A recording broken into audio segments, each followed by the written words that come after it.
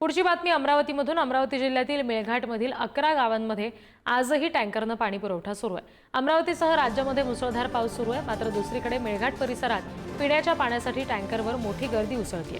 सर्वाधिक पाणी टंचाई खडीमल गावात जाणवते।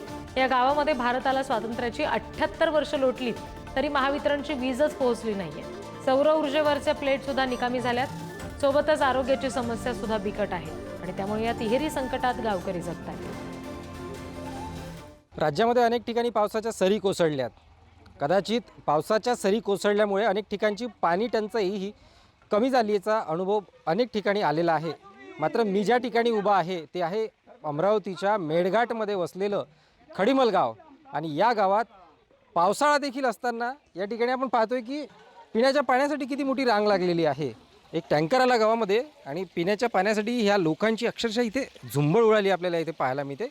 अनेक जण घरातील जे भांडे हाती मिळतील ते घेऊन या ठिकाणी रांगेत उभे आहेत आणि पिण्याच्या पाण्यासाठी सकाळी हे लोक जर बघितले तर मनरेगाच्या कामावरती गेलेले होते आणि तिकडून आल्यानंतर त्यांचं पाण्यासाठीचा संघर्ष पुन्हा एकदा सुरू झालेला आहे।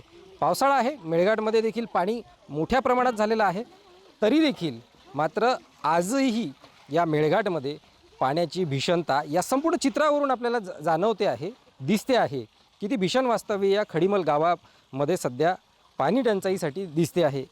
छगन जाधव, मेळघाट, खडीमल, अमरावती।